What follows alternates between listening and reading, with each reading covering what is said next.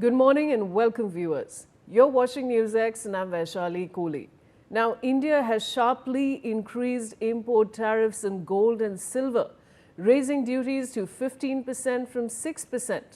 According to a government order, the move is aimed at curbing overseas purchases of precious metals and easing pressure on the country's foreign exchange reserves. The decision is expected to impact demand in India, the world's second largest consumer of gold and silver, even as it may help narrow the trade deficit and provide some support to the rupee amid currency pressures. Arzu Seth is joining me on this big breaking story. Arzu, what more can you tell us? Well, definitely, a few days back, we heard Prime Minister asking these citizens not to buy gold, for 1 year. And now, Indian government has hiked the import tariff on gold and silver to 15% from 6%, aiming to curb overseas purchase and also ease pressure on the foreign exchange reserve. The move is expected to dampen demand in the world's largest, second largest consumer of the precious metal and support the rupee, one of the Asia's weakest performing currencies right now. So definitely the tariff has been increased. The higher duties could dampen demand in the world's second largest consumer of precious metal. And also, however, industry officials want higher import taxes could revive, smuggling, which had eased after India cut tariff in mid-2024. The government has imposed a 10% basic custom duty and a 5% agriculture, infrastructure and development cess on gold and silver imports, taking the effective import tax to 15% from 6%. Yes. All right, Arzu, stay on with me. I have Dr. Sharat Kohli, he's a senior economist who's joining me on the broadcast. Dr. Kohli, welcome, and we're sharing a big breaking story with our viewers this morning on Newsx. Of course, we're talking about the fact that India has now sharply increased import tariffs on gold and silver, raising duties to 15% from 6%. What would you like to say on that? Good morning, Vaishali, to you and the viewers. Yes, this is a step in the direction as a follow-up of what Prime Minister has said a couple of days ago. The Indians should refrain from buying gold for 1 year because our current account deficit was shooting. Rupee was under pressure. And incidentally, during the year 25-26, Vaishali, India imported $72 billion of gold. This was the third largest, or shall I say third biggest imported commodity in India after crude and electronic equipment. So obviously this was putting pressure on the exchequer. The precious forex reserves, which were hovering around $700 billion, they were depleting faster. And in view of Strait of Hormuz being closed, crude oil still hovering around 106, 107. The Prime Minister was intending to make sure that people try and preserve the forex reserves and not put pressure on the current account deficit. So this is a follow-up measure. Now the impact of this is more important to understand.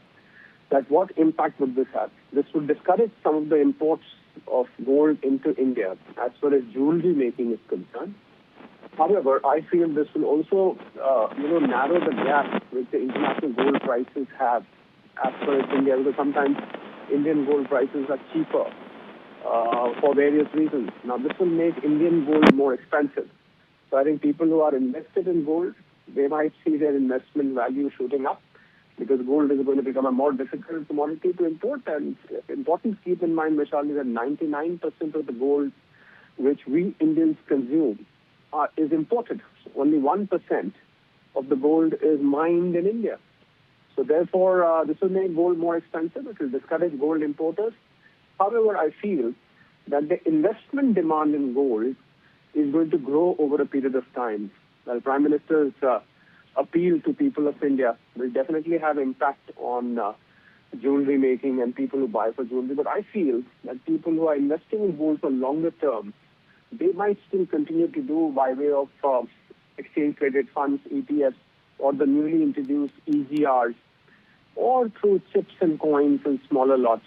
Whereas overall demand for gold will definitely be impacted because of the duty being going up from 6% to 15%, Vaishali. Right, Dr. Kohli, thank you so much for joining me. Now, India has raised import duties on gold and silver to 15%, combining a 10% basic customs duty and a 5% agriculture infrastructure and development cess, up from the earlier 6%.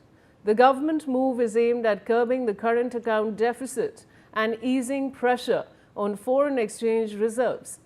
However, industry bodies warn that the higher taxes could dampen demand in an already high-price environment and may also revive gold smuggling, which had eased after the 2024 duty cuts. The India Bullion and Jewelers Association says the decision could hurt consumption even as it supports macroeconomic stability. So this, viewers, is the big breaking news that we're sharing with you this morning on Newsx. India has sharply increased import tariffs on gold and silver, raising duties to 15% from 6%. And now I have Dr. Sharad Kohli back with me. Dr. Kohli, now the fact that India has raised import duties on gold and silver to 15%, combining a 10% basic customs duty and a 5% agriculture, infrastructure and development cess, up from the earlier 6%. And the government says that the move is aimed at curbing the current account deficit and easing pressure on foreign exchange reserves. What would you like to say on that? I think if you look at another number which has come out today, Vaishali, which many people missed last evening and probably early morning, which is our CPI number, which is the Consumer Price Index. That has also gone up to 3.48, although it is less than what was expected, but it's still at 13-month high. So I think because of crude oil, inflation seems to be creeping into the economy, which is putting pressure on a lot of fiscal parameters as far as Indian economy is concerned. Forex reserves, as of now, there is no alarm. But the fact that, crude oil doesn't seem to be coming down, I think the forex reserves, which is what Prime Minister felt, would start depleting faster than one could imagine. So this will, with inflation going up, it will put pressure on demand, Vaishali. And Indian economy prima facie comprises of consumption. 55 to 60% of our economy comprises of consumption. So obviously higher prices would mean pressure on demand, which will impact our GDP, overall GDP, which is right now at about 7-ish. It might just go down to 6.5 or 6. So what is happening across the globe will also start having impact in India. I think that is what is the main concern at this point of time in the government quarters. And I do feel that Strait of Hormuz has to open soon. President Trump is making a trip to China to meet President Xi Jinping. I'm sure Iran would be discussed as well, apart from Taiwan and other issues. And some kind of solution has to be found because America has rejected Iran's proposal, but there has been no news on Strait of Hormuz. So I think he's put this passive war or a silent kind of war by barricading Strait of Hormuz, where no single ship is moving, which is putting pressure on crude oil. It's important for Indian economy, Vaishali, for crude oil prices to come down immediately because 87% of our requirements is being imported. And this is putting a lot of pressure, not just on CAD, but overall inflation and the GDP as far as India is concerned. Dr. Kohli, when we talk about the broader political and economic risks, now what really are the broader and political economic risks of making gold more expensive in a country where it is deeply tied to savings and culture? No, I think, gold, if you pay attention to what Prime Minister said, he probably felt that, gold, overall $72 billion of gold we imported last year, which is in 25-26. The year prior to that, we imported about $58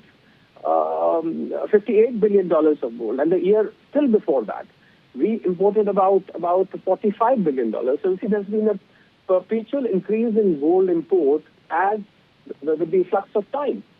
And Prime Minister felt that this is, although gold is tied to our cultural traditions, social traditions, religious traditions also at some places.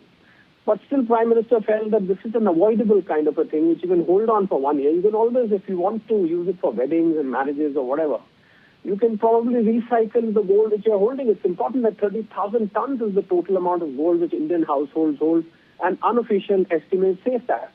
So you can always pull it out from your lockers or wherever and try and get the newer jewelry made instead of buying new gold. So that's what Prime Minister felt, and I think I think holding on to gold, as I said earlier, I don't think the investment demand in gold is going to be impacted more because gold, let's not forget, is an international commodity. The price discovery doesn't happen in India. We do convert those prices in ounce, which is traded in dollars on the COMEX. But eventually, we have to depend on the prices which are trading abroad. This is similar to that America being the largest oil producer still has to pay a higher price for crude oil, which is traded internationally. So we have to respect the international prices. So the prices may not come down because of fall in demand in gold in India. This is a very important aspect which the viewers need to understand, that normally when demand falls, the prices should come down. But then prices are governed by international factors, and it is an internationally traded commodity, which we have to keep in mind, Vishali. Thank you, Dr. Kohli, for your inputs on this and joining me on News.